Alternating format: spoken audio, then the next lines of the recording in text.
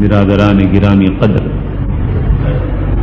نکاح اور شادی سے متعلق جو دینی احکام ہیں اور ہدایات ہیں ان کو اس وقت سنایا جا رہا ہے، اور گزشتہ چند خطبات سے اس پر سلسلہ ہے۔ آج بھی اسی کے متعلق کچھ باتیں عرض کی جائیں گی۔ نکاح کے موقع پر خرچ کرنے کی ذمہ داری شریعت نے پورے طریقے سے مرد کے اوپر ڈالی ہے،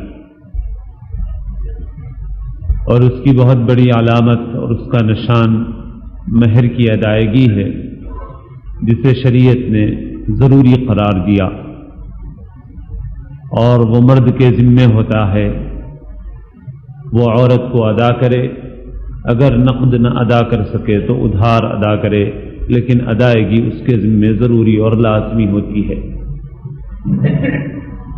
پھر اسی طرح نکاح کے بعد اس نکاح کی خوشی میں کھلانا پلانا اپنی حیثیت اور استطاعت کے مطابق بغیر کسی قرض کے زیر بار ہوئے اور بغیر کسی غیر ضروری تکلف کے وہ بھی مرد کے ذمہ رکھا گیا۔ لیکن عورت پر، لڑکی والوں پر نکاح کے موقع پر کھلانے پلانے کی کوئی ذمہ داری شریعت نے نہیں عائد کی۔ اگر وہ کچھ کھلا پلا دیتے ہیں تو یہ ان کا احسان ہے، اور اگر نہیں کھلاتے پلاتے شریعت نے ان کے ذمے کوئی چیز واجب نہیں کی۔ اب آج کل روز بروز یہ چیز بڑھتی جا رہی ہے کہ لڑکے والے شادی کی تقریب کے موقع پر کھلانے پلانے کو لڑکی والوں کی ذمہ داری سمجھتے ہیں اور اپنا گویا حق سمجھتے ہیں، اس لیے مطالبہ کر کر کے ان سے وصول کرتے ہیں۔ چند سالوں پہلے تک یہ تھا کہ عام دعوتوں میں عام طور پر متوسط قسم کے لوگ بھی چائے پلا دیا کرتے تھے، کچھ اس کے ساتھ کھلا دیا۔ لیکن اب اس کے بعد رفتہ رفتہ بات آگے بڑھی تو لوگوں نے کہا کہ بھئی یہ چائے پلانا تو ہماری شان کے خلاف ہے، لہذا ہمارے لیے چائے کافی نہیں، آئس کریم ضرور کھلائیے۔ ایک زمانہ چلا ایسا ہی، پھر اب رفتہ رفتہ صورتحال اب اس وقت یہ ہو گئی کہ ایک آئس کریم معمول کی چیز ہو گئی، حالانکہ دونوں کے اندر خرچ میں کافی فرق ہے، لیکن اس کے باوجود بہرحال اب لوگوں اور اپنا گویا حق سمجھتے ہیں، اس لیے مطالبہ کر کر کے ان سے وصول کرتے ہیں۔ چند سالوں پہلے تک یہ تھا کہ عام دعوتوں میں عام طور پر متوسط قسم کے لوگ بھی چائے پلا دیا کرتے تھے، کچھ اس کے ساتھ کھلا دیا۔ لیکن اب اس کے بعد رفتہ رفتہ بات آگے بڑھی تو لوگوں نے کہا کہ بھئی یہ چائے پلانا تو ہماری شان کے خلاف ہے، لہذا ہمارے لیے چائے کافی نہیں، آئس کریم ضرور کھلائیے۔ ایک زمانہ چلا ایسا ہی، پھر اب رفتہ رفتہ صورتحال اب اس وقت یہ ہو گئی کہ ایک آئس کریم معمول کی چیز ہو گئی، حالانکہ دونوں کے اندر خرچ میں کافی فرق ہے، لیکن اس کے باوجود بہرحال اب لوگوں نے یہ سمجھ لیا کہ یہ معمول کی چیز ہے، لہذا اب آئس کریم کھلایا جاتا ہے اکثر و بیشتر، چاہے کسی کے پاس اس کی استطاعت ہو یا نہ ہو، اور لڑکے والے اسے اپنا حق سمجھتے ہیں، مطالبہ بھی کرتے ہیں کہ صاحب آپ کو یہ کھلانا پڑے گا۔ اور شادی کی تقریب میں بھی قدم قدم پر یہ صورتحال سامنے آتی ہے کہ لڑکے والے اسے اپنا حق سمجھ کر گویا وصول ہی نہیں کرتے بلکہ چھینتے ہیں، اور بعض وقت یہ بھی دیکھا گیا کہ زبردستی محض لڑکی والوں کو پریشان کرنے کی خاطر بعض لوگ مقصد بنا کر آتے ہیں اور وہ اتنا زیادہ کھاتے ہیں، ایک ایک 10 اور 20 آئس کریم ایک ایک شخص کھا جاتا ہے تاکہ لڑکی والوں کو پریشان بھی کیا جائے۔ یہ سب کیا ہے؟ شرعاً کیسے اجازت ہو سکتی ہے اس کی؟ یہ مال حلال نہیں۔ اگر وہ کھلا دیتے ہم اس کو احسان سمجھتے، نہ کھلاتے تو ہمیں کوئی اعتراض نہ ہوتا، تو بات ٹھیک تھی۔ لیکن اب جب اسے حق سمجھا جانے لگا، اس کا مطالبہ کیا جانے لگا، تو پھر یہ چیز جائز نہیں رہی۔ اب بات اس سے بھی آگے بڑھ چکی، اور اب لوگ یہ کہتے ہیں کہ صاحب آئس کریم نہیں چلے گا، کھانا کھلانا پڑے گا۔ بغیر کھانا کھلائے اگر شادی کی جائے گی تو ہماری عزت میں فرق آ جائے گا۔ جو بڑے بڑے گناہ ہیں، گناہ کبیرہ کہ جو بغیر توبہ کے معاف نہیں ہوتے، اور ایک گناہ بھی آدمی کو جہنم میں لے جانے کے واسطے کافی ہے، ان بڑے بڑے گناہوں میں سے ایک گناہ کبیرہ ہے ہٹے کٹے تندرست آدمی کو بھیک مانگنا۔ شریعت سوال اور بھیک کو پسند نہیں کرتی۔ ایک روایت میں اس طرح کے الفاظ ہیں، السؤال ذل ولو کان من اب، سوال کرنے میں ذلت ہے اگرچہ کہ باپ سے کیا جائے۔ تو جہاں تک ہو سکے آدمی اس سے بچے، سوال کرنا اور بھیک مانگنا شریعت کے نزدیک سخت ناپسندیدہ ہے۔ اگرچہ کہ بھیک مانگنے والے کو جو لوگ بھیک دیتے ہیں وہ اپنی خوشی سے دیتے ہیں، لیکن اس کے باوجود بھی بھکاری کے لیے بھیک مانگنا حلال نہیں ہوتا۔ حدیث میں آتا ہے کہ جس شخص کے لیے بھیک مانگنا شرعاً جائز نہ ہو، ایسا شخص اگر بھیک مانگے تو قیامت کے روز اس حال میں آئے گا کہ اس کے جسم پر گوشت نہیں ہوگا، صرف ہڈیوں کا ڈھانچہ ہوگا۔ اب یہ جو گناہ کبیرہ ہے بھیک مانگنا، ہمارے سامنے بھی کوئی ہٹا کٹا آدمی آ گیا، ہم بھی اسے کہتے ہیں کہ بھائی اچھے خاصے آدمی ہو، کیوں بھیک مانگتے ہو، کچھ محنت کرو کماؤ، یہ کیا مانگتے پھر رہے ہو؟ تو اب کوئی کہتا ہے کہ صاحب میں ضرورت مند ہوں اور فلاں ہوں۔ کس کے لیے بھیک مانگنا گناہ کبیرہ ہے؟ تو علماء نے قرآن و حدیث کی روشنی میں اس کا ایک معیار مقرر کیا۔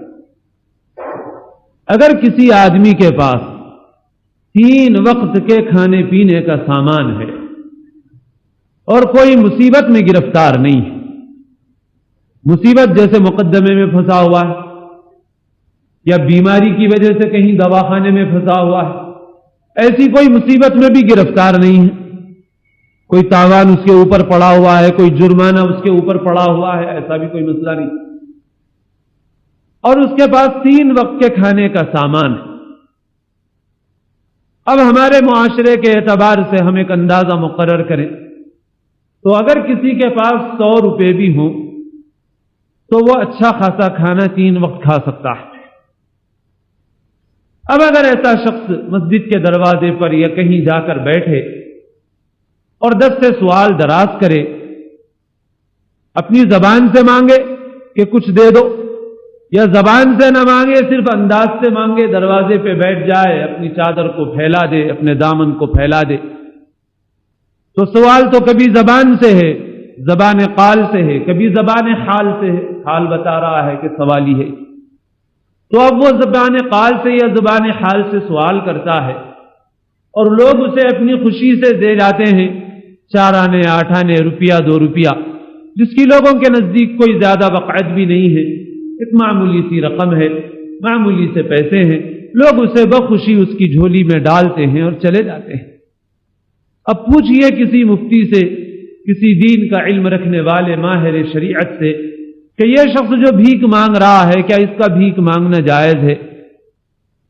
تو اب شرعی حکم یہ معلوم ہوگا کہ صاحب اگر اس کے پاس 100 روپے کھانے پینے کے لیے موجود ہیں، یہ دروازے پہ بیٹھ کے اپنی زبان قال سے یا زبان حال سے بھیک مانگتا ہے لوگوں سے، اور لوگ بھی اپنی خوشی سے ہی دے جاتے ہیں، کوئی زبردستی نہیں چھینا جاتا، کوئی کسی کے جیب میں ہاتھ نہیں ڈالا جاتا، کسی کو کچھ زبردستی گالی گلوچ نہیں کی جاتی، اپنی خوشی سے لوگ بغیر کچھ کہے بھی 4 آنے 8 آنے ڈال کے جاتے ہیں، مگر اس شخص کے لیے یہ بھیک مانگنا حرام ہے، گناہ کبیرہ، یہ شریعت کا حکم ہے، اس شخص کا بھیک مانگنا حرام ہے، گناہ کبیرہ۔ اب غور فرمائیے کہ اگر ایک آدمی کے پاس ایک دن کے کھانے پینے کا سامان ہے اور وہ دروازے پر بیٹھ کر 56 58 مانگے اور لوگ اپنی خوشی سے دے جائیں، تو حرام اور گناہ کبیرہ. اور کوئی آدمی 100 آدمیوں کا کھانا مانگے، 200 آدمیوں کا کھانا مانگے، 400 آدمیوں کا کھانا مانگے، اور بجائے چائے کے آئس کریم مانگے، بجائے 2 روپے کے خرچے کے 10 روپے کا خرچہ کرائے اور کہے کہ 2 روپے کی چیز نہیں، 10 روپے آپ کو دینا پڑے گا، خرچ کرنا پڑے گا. میرے دوستوں، اپنے دل پہ ہاتھ رکھ کے اپنے اللہ کا، اپنے پالنے والے کا خوف کرتے ہوئے یہ بتاؤ کہ مسجد کے دروازے پہ بیٹھنے والے کے لیے چونی مانگنا حرام اور گناہ کبیرہ ہو جائے، اور ان کے لیے ہزاروں اور سینکڑوں آدمیوں کا کھانا مانگنا حلال ہو جائے، کیا شریعت یہ ظلم کر سکتی ہے؟ کیا یہ ظلم شریعت میں جائز اور روا ہو سکتا ہے؟ اگر ایسا ہو تو نعوذ باللہ یہ تو ظلم ہوگا. ایک آدمی کے جیب میں 100 روپے ہیں، وہ دروازے پہ بیٹھ کے 4 آنے 8 آنے مانگے، حرام اور گناہ کبیرہ. اور ایک آدمی کہے 100 آدمیوں کا کھانا دو، 200 آدمیوں کا کھانا دو، 400 آدمیوں کا کھانا دو، تو حلال. حضرت عمر رضی اللہ تعالی عنہ نے ایک مرتبہ ایک شخص کو دیکھا کہ بیٹھ کر لوگوں سے کچھ مانگ رہا. حضرت عمر رضی اللہ تعالی عنہ نے ایک آدمی کو کہا کہ بھئی اس کو کھانا کھلا دو تم. وہ آدمی گیا، اس نے کھانا کھلا دیا. اب پھر اس کے بعد دوبارہ حضرت عمر کا وہاں گزر ہوا تو حضرت عمر نے دیکھا کہ وہ شخص بیٹھ کر پھر بھیک مانگ رہا ہے. تو حضرت عمر رضی اللہ تعالی عنہ نے اس آدمی کو بلایا جس کو کھانے کھلانے کا حکم دیا تھا. بلا کر پوچھا کہ میں نے تم کو کھانے کھلانے کے لیے کہا تھا، تم نے کھلایا یا نہیں کھلایا؟ تو اس شخص نے کہا کہ میں نے تو کھلا دیا ہے امیر المؤمنین. حضرت عمر نے اس سے پوچھا تم کو کھانا کھلایا گیا؟ اس نے کہا ہاں کھلایا گیا. حضرت عمر نے فرمایا اس کا جھولا نکالو. نکالا گیا تو اس میں روٹیاں بھری ہوئی تھی. حضرت عمر رضی اللہ تعالی عنہ نے کہا کہ یہ روٹیاں لے جا کر بیت المال کے جانوروں کو کھلا دو. اور پھر اس کے بعد درہ لے کر اس کی پٹائی کی کہ بھیک مانگنے کو اپنا پیشہ بناتا ہے. اتنا سامان رکھا ہوا ہے تیرے پاس، تو کھا کر اسے اور 2-4 دن سوکھی روٹیاں ہی کیوں نہ ہو اس کو پانی میں بھگو کے اپنی جان بچا سکتا ہے. تو تیرے لیے مانگنا حلال نہیں، بھیک مانگنا گناہ کبیرہ ہے تیرے. حضرت عمر نے اس کی پٹائی بھی کر دی، اس کی روٹیاں بھی کھینچ کر جانوروں کو کھلا دی. اب میرے دوستو یہ بتاؤ، جو شریعت ایسی بھیک کو، ایسے بھیک مانگنے کو حرام اور گناہ کبیرہ قرار دے، وہ کیسے اس کی اجازت دے سکتی ہے کہ 100 آدمیوں، 200 آدمیوں، 400 آدمیوں کا کھانا مانگا جائے؟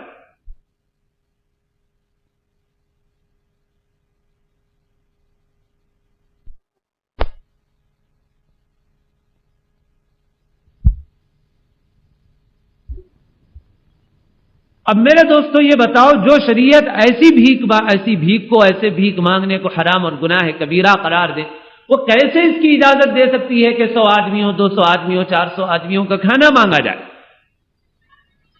اور یہاں بھی مسئلہ وہی ہے جو جہیز میں آتا ہے کہ بعض لوگ یہ کہتے ہیں کہ صاحب ہم نے مطالبہ نہیں کیا، یا یہ کہ آپ اپنی خوشی سے اگر کھلانا چاہیں تو کھلا دیجیے. تو آپ یہ مطالبہ نہیں کیا یا آپ اپنی خوشی سے کھلانا چاہیں تو کھلا دیجیے. اس میں بھی وہی مسئلہ آتا ہے کہ مطالبہ ایک تو زبان قال سے ہوتا ہے، یعنی اپنے بول سے ہوتا ہے، اور ایک زبان حال سے، یعنی اپنی حالت بتاتی ہے کہ ہم سوالی. جیسے مسجد کے دروازے پہ بیٹھا ہوا ہر شخص زبان سے نہیں بولتا، اس کا حال بتا دیتا ہے کہ اسے کچھ چاہیے. ایسے ہی بعض لوگوں کا انداز یہ بتا دیتا ہے کہ اگر شادی میں کھانا نہ دیا جائے تو شاید یہ رشتہ کرنے کے لیے آمادہ نہ ہو. اور بسا اوقات دیکھنے کے لیے، بات چیت کرنے کے لیے جو مختلف افراد آتے ہیں، اس میں سے ایک نہیں بولتا ہے تو دوسرا بول دیتا ہے، مرد نہیں بولتے تو عورتیں بول دیتی ہیں. اور بولنے کے بھی طریقے ہوتے ہیں مختلف. مثلا لڑکیوں نے، دلہے کی بہنوں نے یہ کہہ دیا کہ ہمارے بابا اب تک جس سے نکاح کرے کوئی بھی نکاح بغیر کھانے کے نہیں ہوا. مانگا نہیں گیا، سوال نہیں کیا گیا، بس ایک جملہ کہہ دیا گیا، اور عقل مند کے لیے اشارہ کافی ہے. سامنے والے کو سمجھ جانا چاہیے کہ بغیر کھانا دیے ان کے گھر میں شادی ہو نہیں سکتی. لہذا اب سامنے والا خود ہی کہتا ہے کہ صاحب ہم تو اپنی خوشی سے دینے تیار ہیں، ہم جو دینا چاہ رہے ہیں اس کی فہرست آپ پہلے ہی لے لیجیے ہم سے، اس میں شادی کا کھانا بھی. اب بعد میں یہ کہتے ہیں کہ صاحب ہم نے کوئی مطالبہ نہیں کیا، وہ اپنی خوشی سے کھلا رہے ہیں. مگر میرے دوستو بتاؤ، اس صورت میں دنیا کے کسی مفتی سے کیا اللہ نے سب سے بڑا مفتی تو تمہارے اندر رکھا ہے، جو تمہارا قلب ہے، تمہارا ضمیر ہے، اور اللہ کے پاس اصل جواب دینا ہے. یہ بتاؤ کہ کیا یہ مطالبہ نہیں ہے؟ کیا یہ دباؤ ڈال کر لیا گیا کھانا نہیں؟ بلا شبہ ویسا ہی کھانا ہے. مطالبہ کبھی حال سے ہوتا ہے. اور جیسے جہیز کے معاملے میں ہو گیا کہ لڑکی کا باپ کہتا ہے میں اپنی خوشی سے دے رہا ہوں، ایسے ہی اب کھانے کا بھی وہی معاملہ آ گیا ہے کہ اب جب لڑکی کے والدین نے یہ دیکھ لیا، لڑکیوں کے ماں باپ نے، کہ اس کے بغیر شادیوں میں دشواریاں ہوتی ہیں، مشکلات ہوتی ہیں، تو پہلے سے ہی وہ بھی انتظام کرتے ہیں. جیسا ہم دفتر میں جاتے وقت اپنا فون خراب ہو جائے، اپنا کرنٹ کا کنیکشن کٹ جائے، تو دفتر میں جاتے وقت پہلے سے ہی تیاری کر کے جاتے ہیں کہ صاحب بعد میں مذاق کرکرا کر کے دینے سے کیا فائدہ، پہلے سے ہی دے دو. تو خود ہی لے کے جاتے ہیں، بول بول کے دیتے ہیں میں خوشی سے دے رہا ہوں، آپ کچھ خیال مت کیجیے. ایسے ہی شادی کے کھانے میں بھی اب لڑکی کا باپ سوچتا ہے کہ اب ماحول جب یہ بن گیا ہے تو بغیر دیے تو چلنے والا نہیں، لہذا پہلے سے ہی انتظام کر لینا چاہیے. اور قبل اس کے کہ سامنے والے کو پوچھنے کی نوبت آئے کہ آپ کھانا کھلا رہے ہیں یا نہیں کھلا رہے ہیں، ہم خود ہی بڑھ کے کہہ دیں کہ صاحب ہم تو کھانا بھی کھلانے والے. اب میرے دوستوں، جیسے یہ دفتر کے لوگوں نے ایک ماحول بنایا رشوت کا، اور اس ماحول کی وجہ سے آدمی خود ہی پہلے سے تیار ہو جاتا ہے اور جا کر رشوت دیتا ہے، تو آپ یہ بتائیے کہ کیا یہ دفتر کے لوگوں نے جو ماحول بنایا ہے اس ماحول کی وجہ سے جا کر ہم جو رشوت دیتے ہیں کیا ان کے لیے حلال ہوتی ہے؟ اگر حلال نہیں ہوتی ان کے لیے تو معاشرے کا ہم نے یہ جو ماحول بنایا جس میں لڑکی کا باپ پہلے ہی یہ سوچتا ہے کہ صاحب اس کے بغیر تو معاملہ چلنے والا نہیں اور اس کے لیے تیاری کرتا ہے، تو ہمارے لیے وہ کیسے حلال ہوگا؟ اب پھر اس میں ہم سب پہ حکم نہیں لگاتے، 100% سب کا سب معاملہ ایسا ہی ہے یہ نہیں کہتے. بعض لوگ ایسے بھی ہیں کہ جن کو اللہ نے اتنا مال دیا ہے کہ ان کے لیے واقعی کھلانا کوئی بار نہیں، کوئی پریشانی کی بات نہیں. اللہ نے ان کو لاکھوں نہیں کروڑوں دیے ہیں، اور ان کو شادی کے کھانے میں اگر 50,000 لاکھ 2 لاکھ بھی ان کے کھلانے میں خرچ ہو جاتے ہیں تو ان کے لیے کوئی بار نہیں ہوتا، کوئی مشقت نہیں ہوتی، کوئی پریشانی نہیں ہوتی. بلا شبہ ایسے لوگ بھی. مگر میرے دوستو، حدیث میں رسول اللہ صلی اللہ علیہ وسلم نے ارشاد فرمایا کہ وہ شخص مومن نہیں ہے کہ جو پیٹ بھر کر کھانا کھا جائے اور اس کا پڑوسی بھوکا رہے، اسے معلوم ہے کہ پڑوسی بھوکا ہے. ایک آدمی ہے، اس کے پاس کھانے کو ہے، اس نے کھا لیا، اس کا پڑوسی بھوکا ہے اور وہ پڑوسی ایسا ہے کہ اس کو کھانے کو نہیں ہے، یہ پیٹ بھر کر کھا گیا، سو گیا، تو فرماتے ہیں کہ ایسا شخص ایمان والا نہیں. اب میرے دوستو یہ بتاؤ، اگر اللہ نے مال دیا ہے تو آپ کے مال کا اس سے بہترین مصرف ہے. جہاں آپ کی ایک لڑکی ہے تو آپ کے اطراف میں ایک نہیں سینکڑوں اور ہزاروں لڑکیاں ایسی ہیں کہ جن کے نکاح اس وجہ سے نہیں ہو رہے ہیں کہ ان کے پاس ماحول کی اس خرابی کی وجہ سے خرچ کرنے کے لیے پیسہ نہیں. کیا ہی بہتر ہوتا ہے کہ آپ اپنے اس پیسے کو کسی اور اچھے مصرف میں استعمال کر لیتے. اور یہ معاملہ ہے کہ معاشرے کے اندر جو اکثر و بیشتر بگاڑ پیدا ہوتا ہے وہ مالداروں کی غلطیوں کی وجہ سے پیدا ہوتا ہے. اسی وجہ سے جس کے پاس مال زیادہ ہے، جس کے پاس علم زیادہ ہے، جس کے پاس منصب اور مرتبہ ہے، ان کی ذمہ داریاں معاشرے میں زیادہ ہوتی ہیں. مال انسان جو کماتا ہے تو قیامت کے دن جو سوال مال کے متعلق ہوگا اس میں سے ایک سوال یہ ہے کہ من این اکتسبہ، کہاں سے کمایا تھا، اور دوسرا سوال یہ بھی ہونے والا ہے کہ فیما انفقہ، کہاں پر مال کو خرچ کیا ہے. دونوں سوال ہونے والے ہیں. تو مال اگر مل جائے تو ذمہ داریاں بھی بڑھ جاتی ہیں. اب یہ مال کہاں خرچ کیا جائے، کیسے خرچ کیا جائے، یہ سوچ سوچ کے خرچ کرنا ہے. اور جیسے میں نے میل وشارن کے حالات اس سے پہلے بیان کیے کہ وہاں ماشاءاللہ چمڑے کے کاروباری ہیں، مالدار لوگ ہیں، مگر انہوں نے اپنا ایک ماحول بنایا کہ صاحب اگر بستی ہی کی بارات ہے، بستی ہی میں رشتہ طے ہوا ہے تو لڑکی والوں کے گھر پر لڑکے والوں کی کوئی دعوت نہیں ہے. لڑکے والے لڑکی والے سب مردانے سے مسجد میں جمع ہوں گے، مسجد میں نکاح ہوگا، مبارکبادیاں دی جائیں گی اور صاحب چھوارے اور کھجور تقسیم کیے جائیں گے. اس کے بعد سب اپنے اپنے گھر چلے جائیں گے. اور خاص جو مدعوین ہیں تو لڑکی کے مدعوین ہیں تو لڑکی کے گھر پہ جائیں گے، لڑکے کے مدعوین ہیں تو لڑکے کے گھر پہ چلے جائیں. وہاں وہ اپنی استطاعت سے جو بھی ضیافت کر، اور رات میں جا کر لڑکے کے گھر سے کچھ عورتیں جا کر لڑکی کو رخصت کر کے لے آئیں گی، ان کے لیے بھی کھانے کا کوئی انتظام نہیں. کیا ہم اس ماحول کو اپنے پاس نہیں زندہ کر سکتے؟ کیا دشواری ہے ہمارے لیے؟ اسی میل وشارم کا معاملہ ہے. میں نے ابھی بھی سفر کیا ایک ہفتہ پہلے بھی، تو واپسی میں جب وہاں کے لوگ چھوڑنے کے لیے آئے مدراس تک، تو انہوں نے راستے میں بتایا کہ ایک رمضان میں، جس کا ذکر میں نے اس سے پہلے بھی کیا، کہ ہمارے ایک بزرگ مفتی محمود حسن صاحب رحمۃ اللہ علیہ نے جب وہاں اعتکاف کیا تھا اور اس وقت لوگوں کو ترغیب دی گئی تھی کہ نکاح کے اندر اور اصلاحات کرو، تو اس وقت وہاں پر سینکڑوں نکاح مسجد میں اعتکاف کی حالت میں اسی وقت پڑھائے گئے، اور پھر اس کے بعد یہ بھی تاکید کر دی گئی کہ گھر میں کوئی تقریب نہ ہو، اور بعد میں حسب استطاعت ولیمہ کر لو۔ تو ان لوگوں نے بتایا کہ ان سادگیوں کے باوجود جیسے اخراجات ہمارے پاس ہوتے ہیں اس کے اعتبار سے ہم نے اندازہ لگایا تو کم از کم 3 کروڑ روپے ہمارے بچے۔ آج محض نام و نمود میں یہ سارا پیسہ صرف ہو رہا ہے، اور روز بروز مقابلہ بازی بڑھتی جا رہی ہے، حالانکہ اس میں کوئی اجر و ثواب نہیں کہ صاحب اتنے آئٹم ہونے چاہیے، یہ معیار ہونا چاہیے، یہ معیار ہونا چاہیے، اس کو اپنی عزت کا معیار بنانا اور مقابلہ بازی کرنا، اس میں کوئی اجر و ثواب نہیں رکھا ہوا، یہ اخلاص کے خلاف۔ ہم بھی ایسے ماحول کو زندہ کر سکتے ہیں۔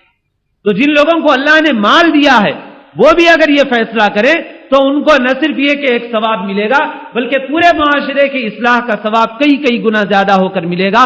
وہ بھی یہ فیصلہ کر لیں کہ ہم بھی اپنی شادیوں میں لڑکی والے اگر ہم ہیں، لڑکی کے ماں باپ ہیں، تو ہم کھانے کی دعوت نہیں کریں گے، سادگی کے ساتھ شادی کریں گے، بلکہ سب سے بہترین بات یہی ہے کہ ہمارے پاس ماحول ایسا بن جائے کہ نکاح کی تقریب تو صرف مسجد میں بس ختم، مسجد میں آئیں مردانے سے، نکاح ہو اور چلے جائیں بس ختم، اور پھر اس کے بعد ولیمے کی تقریب ہے کہ وہ دلہے والے اپنی استطاعت کے اعتبار سے کریں، اس میں بھی کوئی زیادہ جیسا ماحول ہمارے پاس بن گیا اتنا اہتمام اور اتنے خرچے ضروری نہیں۔ ایسے لوگ ہیں جنہوں نے سادگی کے ساتھ ولیمہ کیا، ناشتے میں ولیمے کی دعوت اپنے دوستوں اور احباب کو کر دی، ہو گیا ولیمہ۔ ولیمہ بھی سنت یعنی مستحب کے درجے کی چیز، اور اس میں بھی لمبا چوڑا اسراف ضروری نہیں۔ ہاں اگر استطاعت ہو کسی کو تو 200 کو کھلائے، 400 کو کھلائے، 500 کو کھلائے، استطاعت نہ ہو تو قرض لینے کی ضرورت نہیں، پریشان ہونے کی ضرورت نہیں ہے، شریعت نے اس کو واجب نہیں قرار کیا۔ یہ ماحول زندہ ہو جائے سب سے بہترین بات یہ۔ تو غرض یہ کہ جو لڑکی والے ایسے ہیں کہ وہ اتنے مالدار ہیں کہ واقعی انہوں نے اپنی خوشی سے کھلایا ہے تو ہم اس کھانے پر ناجائز ہونے کا حکم نہیں لگاتے، مگر پھر بھی ان کی یہ ذمہ داری معاشرے کے حالات کی روشنی میں ہے کہ وہ باوجود اپنی استطاعت کے یہ ایک اصلاحی فیصلہ کر لیں کہ ہم بھی اپنی لڑکیوں کی شادی میں کھانا نہیں کھلائیں گے، اللہ نے اگر وہ مال دیا ہے تو اس مال کو دوسرے انداز سے بہتر طریقے سے صرف کر دیں۔ لیکن ظاہر ہے کہ ایسے لوگ جو واقعی اتنے مالدار ہیں اور اتنی خوشی سے کھلاتے ہیں وہ کم ہیں، اور بیشتر شادیاں بالخصوص متوسط لوگوں میں وہی ہیں کہ جس کے اندر لڑکی والوں پر ایک دباؤ ہے، اور بسا اوقات تو لڑکے والوں کی طرف سے مطالبہ موجود ہے اور اس مطالبے کی وجہ سے کھانا کھلایا جا رہا ہے۔ میرے دوستوں میں نہیں کہتا، میری بات کو آپ سخت مت سمجھیں، جو کچھ تفصیل ابھی میں نے آپ کے سامنے عرض کی ہے اس تفصیل کی روشنی میں آپ خود غور کر لیں، آپ کو یہ معلوم ہو جائے گا کہ میں یہ جو حکم بیان کر رہا ہوں یہ غلط نہیں ہے۔ ایسے جو کھانے ہیں جس میں لڑکے والوں کی طرف سے زبانی مطالبہ یا اپنی حالت سے کیا جانے والا مطالبہ شامل ہے یا دباؤ شامل ہے اور اس دباؤ کی وجہ سے لڑکی والے کھانا کھلا رہے ہیں، ایسا کھانا جائز نہیں ہے۔ اب ہمارے بس میں یہ نہیں ہے کہ ہم ایک ایک فرد پہ یہ حکم لگائیں اس کا کھانا جائز ہے، اس کا ناجائز ہے، اس کا حق ہم کو ہے نہیں، نہ اس کے ذرائع ہمارے پاس ہیں، نہ اس کا علم ہمارے پاس۔ ہمارا کام مسئلہ بیان کرنا ہے کہ کس صورت میں کیا مسئلہ ہوگا۔ اب ہر شخص خود ہی سوچے اور خود ہی فیصلہ کر لے کہ وہ کس حالت کا سامنا کر رہا ہے۔ اس لیے جن لوگوں کو امت کا درد ہے، اصلاح کی فکر ہے، وہ اپنے طور پر یہ اقدام بھی کریں کہ جہاں پر ایسا کھانے کا انتظام ہو وہاں خود کھانے کو نہ جائے۔ یہ بھی اپنے نفس کو مارنا پڑتا ہے، تکلیف ہوتی ہے، نفس تو کھانے کا عادی ہے، تقریبات کی لذت کا عادی ہے، مگر آپ یہ فیصلہ کر لیں کہ بھائی ہم شادی کے اندر اگر کھانا ہے ہم کوئی حکم نہیں لگائیں گے، کوئی ان کو برا بھلا نہیں بولیں گے کہ آپ کا کھانا حرام ہے، کچھ ہے، یہ بولنے کی بھی ضرورت نہیں، اس لیے کہ کس کا کیا حال ہے یہ ہم کو تو نہیں معلوم، وہ جانے اپنا حال۔ لیکن ہم یہ فیصلہ کرتے ہیں کہ بھائی ہم جہاں شادی میں کھانا رہے گا تو ہم نکاح کی تقریب میں شرکت کریں گے اور کھانا نہیں کھائیں گے، اس لیے نہیں کہ صاحب کا آپ کا کھانا حرام ہے، ایسا کچھ نہیں، لیکن یہ کہ اس وقت معاشرے کے حالات اور امت کے حالات کا تقاضا یہ ہے کہ اصلاح کی جائے اس سلسلے میں، اور نکاح کو آسان بنایا جائے اور لڑکی والوں کے بار کو کم کیا جائے۔ ہو سکتا ہے آپ کے لیے بار نہ ہو، مگر دوسروں کے حالات کے اعتبار سے اصلاح کی خاطر یہ ہمارا فیصلہ ہے کہ صاحب ہم کھانے میں شریک نہیں ہوں گے، آپ سے کوئی ناراضگی بھی نہیں، ناگواری بھی نہیں۔ اور جو دعوت کے قبول کرنے کا مسئلہ ہے، چاہے وہ یہ موقع ہو یا اور موقع ہو، لوگ کہتے ہیں کہ صاحب دعوت قبول کرنا تو سنت ہے، دعوت دی جاتی ہے مگر آپ قبول نہیں کرتے، تو اللہ نے ایک مثال حدیث کا درس دے رہا تھا اس وقت ڈال دی اللہ نے کہ اگر ہم کسی کے گھر پر گئے اور وہاں پر گئے، ہم جانے کے بعد وہاں سامنے ایک بڑا خطرناک کتا منہ کھول کر بیٹھا ہوا ہے اور ہمیں کاٹنے کے لیے دوڑ رہا ہے، اور اندر سے صاحب خانہ کہتے ہیں آئیے تشریف لائیے، آئیے تشریف لائیے، آپ کی دعوت ہے اندر تشریف لائیے۔ تو ہم کہیں صاحب کیسے آؤں میں تو نہیں آ سکتا۔ ارے صاحب دعوت کا قبول کرنا سنت ہے، تشریف لائیے اندر، دعوت کا قبول کرنا تو سنت ہے، جان کا بچانا فرض ہے۔ یہاں جو راستے میں کتا بیٹھا ہوا ہے تو اس سے اپنی جان بچاؤں یا دعوت کھاؤں؟ آپ کی دعوت کا کھانا سنت، جان کا بچانا فرض ہے۔ اب ایسے ہی آپ کہتے ہیں دعوت قبول کرنا سنت ہے، چاہے آپ غلط مال سے کھلائیں، چاہے آپ مطالبہ کر کے دعوت وصول کریں اور ہمیں کھلا دیں۔ یہ جو مال حرام ہے یہ تو شیطان ہے، یہ تو وہ کتا ہے جو جان نہیں کھاتا، ایمان کھا جاتا ہے۔ آج اس زمانے میں حضرت مفتی شفیع صاحب رحمۃ اللہ علیہ نے تفسیر معارف القرآن میں ایک جگہ لکھا کہ دینی باتوں کا جو اثر نہیں ہو رہا ہے، ہمارے حالات میں تبدیلی جو نہیں آ رہی ہے، اصلاحی باتیں سن رہے ہیں مگر اس کا اثر نہیں ہو رہا ہے، اس کا ایک بڑا سبب یہ ہے کہ مال حرام کی کثرت ہو گئی، مال حرام کی کثرت ہو گئی۔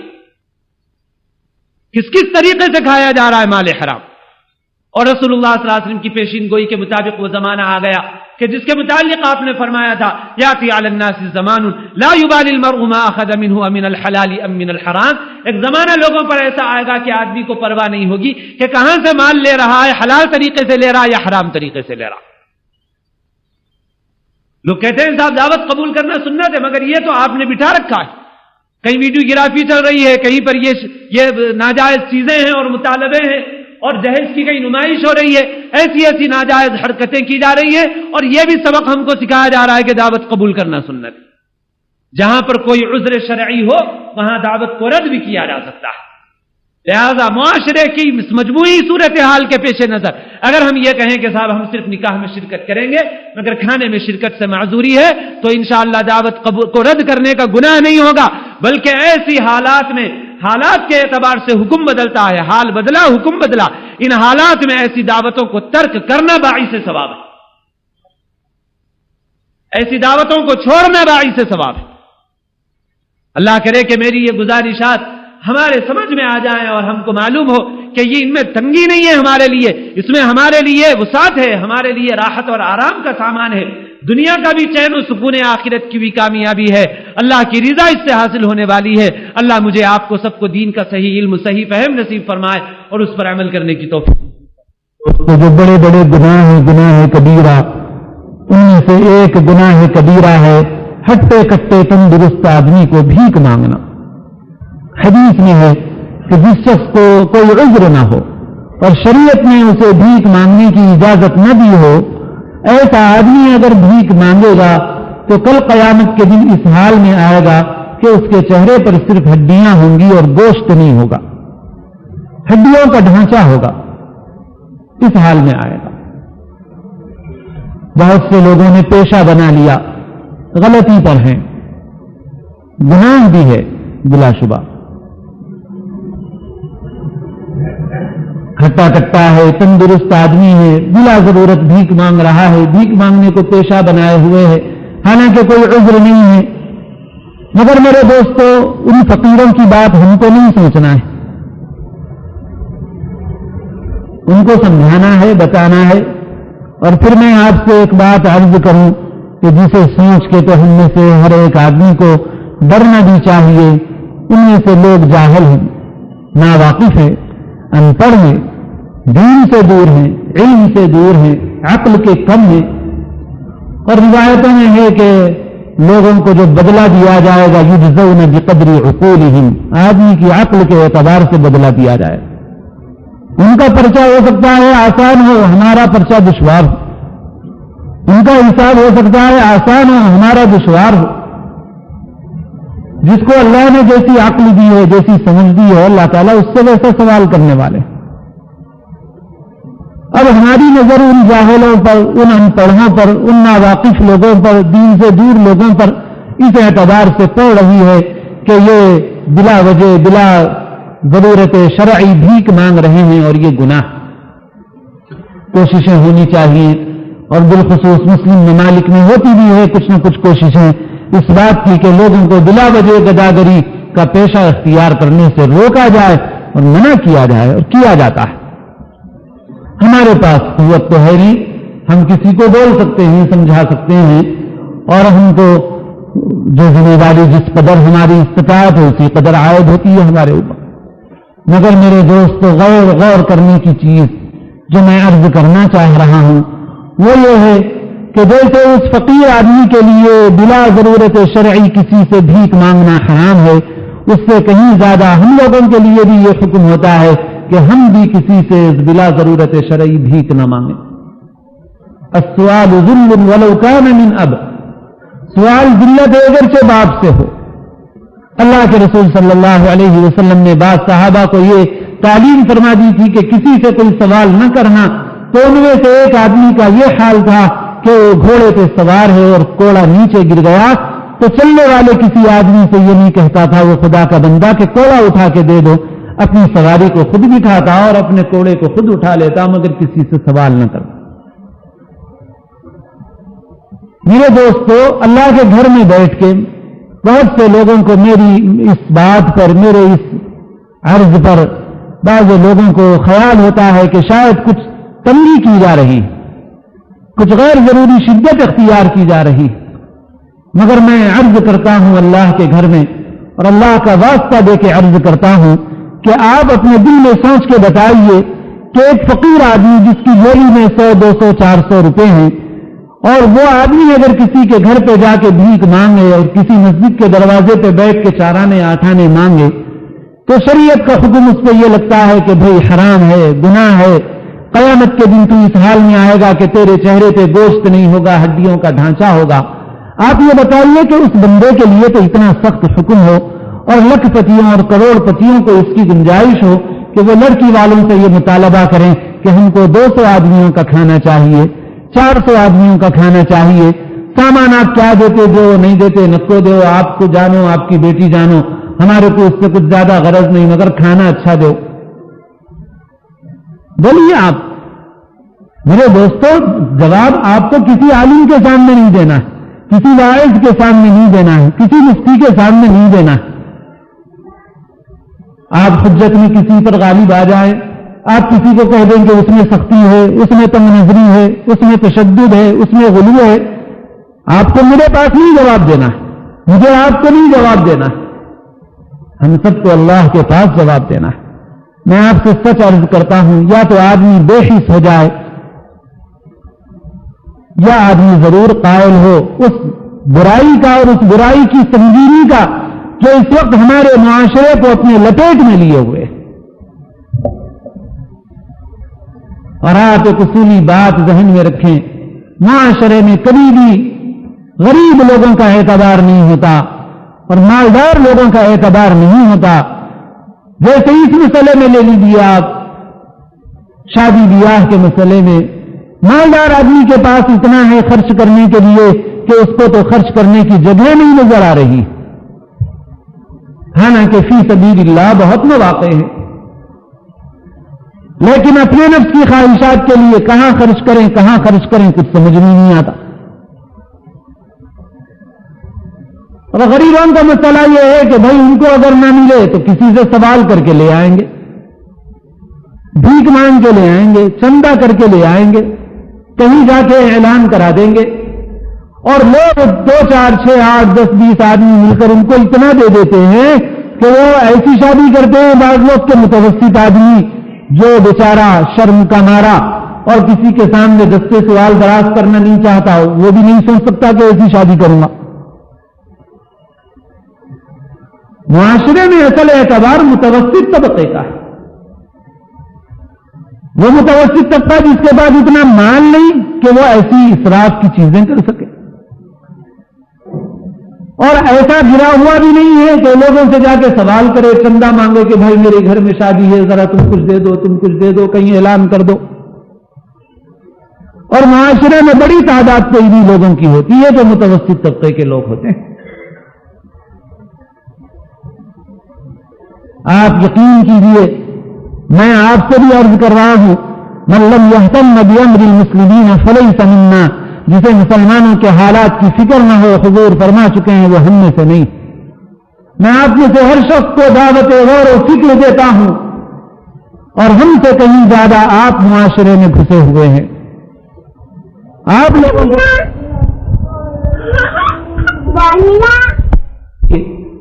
غفلت کی چادر مت اوڑھیے, بہ جانے والا رخ اور انداز اختیار مت کیجیے. میں آپ سے عرض کرتا ہوں, آپ ہم سے کہیں زیادہ اندر جا کے دیکھ سکتے ہیں. آپ دیکھیے, آپ جائزہ لیجیے, آپ شکر اور پھر آپ خود بتائیں گے, آپ کا دل بتائے گا کہ کیا صورتحال ہے. اور میں اطمینان سے عرض کرتا ہوں کہ متوسط طبقے میں 90% سے زیادہ لوگ وہ ہیں جو شادی کا کھانا اس ڈر کے مارے دیتے ہیں کہ اگر نہیں دیے تو کل کے دن کرکری, مزہ مقدر, لڑائی جھگڑا کر دوں, پہلے سے ہی دے دو.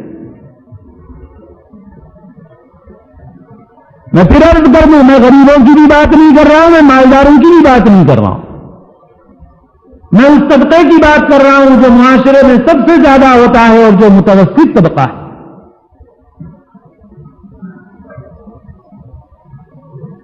یہ تو وہ بات ہے کہ جب لڑکی والے خود پیش کر رہے ہیں,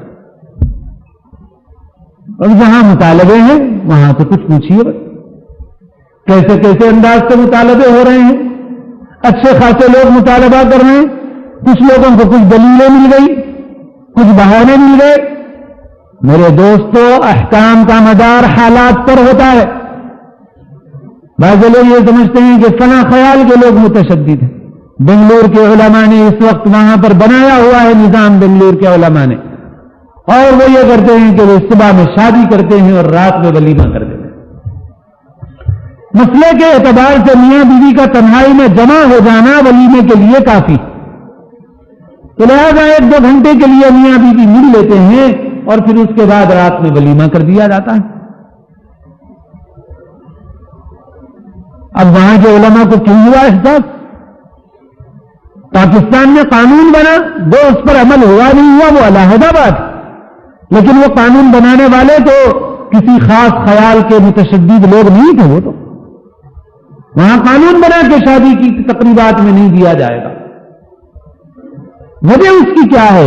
فی نفسی یہ حلال ہے یا حرام ہے, جائز ہے یا ناجائز ہے, سنت ہے یا نہیں ہے, یہ سوال علیحدہ ہے. سوال یہ ہے کہ اگر کوئی چیز فی نفسی ہی جائز بھی ہو لیکن وہ معاشرے کے بہت بڑے طبقے پر ظلم کا ذریعہ بن گئی تو جسے اپنی ہی فکر ہے اس کے لیے تو کوئی مسئلہ نہیں, اور جسے سب کی فکر ہے,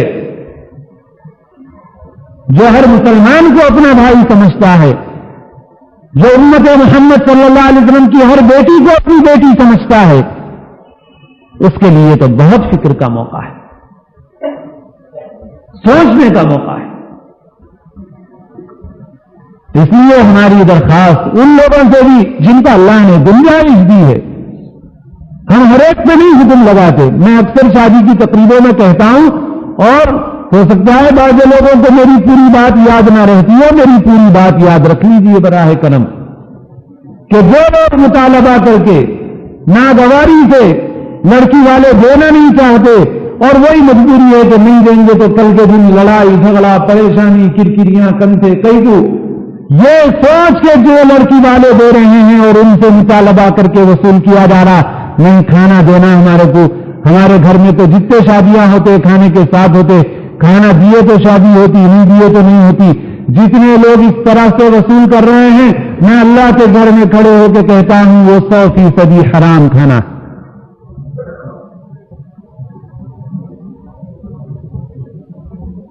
وہ تو ہے, لیکن جن کو اللہ نے گنجائش دی ہے اور وہ اپنی خوشی سے کر رہے ہیں اور وہاں مسئلہ حرام کا نہیں ہے، وہاں حکم نہیں لگتا، مگر وہاں پر بھی امت کے مجموعی حالات کو پیش نظر رکھتے ہوئے جن کو اللہ نے گنجائش دی ہے ان کو بھی اس کی فکر کرنا چاہیے کہ وہ بھی اسے چھوڑ کے دکھائیں، کیونکہ لوگ ان کو مثال بنا کے ریس میں لگے ہوئے، ان کو نمونہ بنا کے کمپٹیشن میں پڑے ہوئے ہیں۔ لہذا ان کی بھی ذمہ داری ہے کہ باوجود ہوتے ہوئے بھی چھوڑ کے دکھائیں، تاکہ شادی آسان، تاکہ سستی ہو جائے شادی، بوجھ کم سے کم ہو، اور پھر لڑکی والوں پر شریعت نے کوئی ذمہ داری نہیں رکھی۔ لڑکی والے اگر کھلا نہیں چاہے تو جو لوگ عمل کرنا چاہتے ہیں ان کو ہم مشورہ دیتے ہیں، اور بہت سے لوگ ماشاءاللہ عمل بھی کرتے ہیں۔ ہم ان کو یہ کہتے ہیں لڑکی والوں سے آپ کی مرضی، آپ جو کرنا چاہیں کر لیجیے، لیکن ہماری طرف سے یہ ہے کہ ہم اپنا رخ شادی اور ولیمے کا شائع کریں گے۔ شادی مسجد میں ہے، ولیمہ فلاں جگہ پہ، آپ کی مرضی، آپ جس کو دعوت دینا چاہیں دے لیں، ہماری طرف سے ہم نہیں دعوت دیں گے۔ ہماری طرف سے دعوت مسجد میں شادی کی ہے اور ولیمے کی ہے، ولیمہ ہماری دعوت ہے۔ ہم کہیں گے کہ وہ مسجد میں شادی ہے، جو تشریف لا سکیں تشریف لے آئیے نکاح میں، اور ولیمہ فلاں جگہ پہ ہے، ولیمے میں آ جائیے، اور ماشاءاللہ کئی نکاح ہو رہے ہیں۔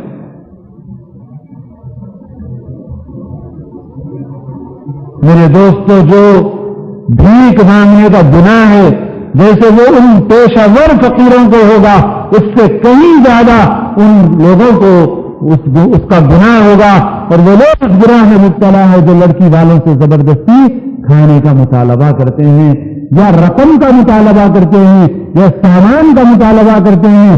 رقم کا مطالبہ ہو یا سامان کا مطالبہ ہو یا کھانے کا مطالبہ ہو، یہ میرے دوست کسی طرح سے جائز اور روا نہیں۔ ظلم کی مختلف شکلیں اس کے اندر جمع ہیں، رشوت کا حکم اس سے لاگو ہوتا ہے، بھیک مانگنے کا حکم اس پر لاگو ہوتا ہے، ظلم اس کے اندر ہے میرے دوستو۔ اس وجہ سے اس کو چھوڑیے، ہمت کیجیے، حوصلے سے کام لیجیے۔ اور آپ کو اطراف میں بہت سے ایسے نمونے نظر آ رہے ہیں کہ جو غلط نمونے ہیں، تو میرے دوستو چند نمونے صحیح مگر آپ کو وہ بھی ضرور نظر آئیں گے جو اچھے نمونے ہیں۔ آپ ان اچھے نمونوں کو اپنے لیے مثال بنائیے، غلط نمونوں کو اپنے لیے مثال مت بنائیے۔ میرے دوستو، اس وقت بھی اللہ کے بہت سے بندے وہ ہیں کہ جن کو اس شان و شوکت فرعون، قارون، حامان و شداد کی وہ رونق متاثر نہیں کرتی، اور متاثر کرنا تو دور کی بات ہے۔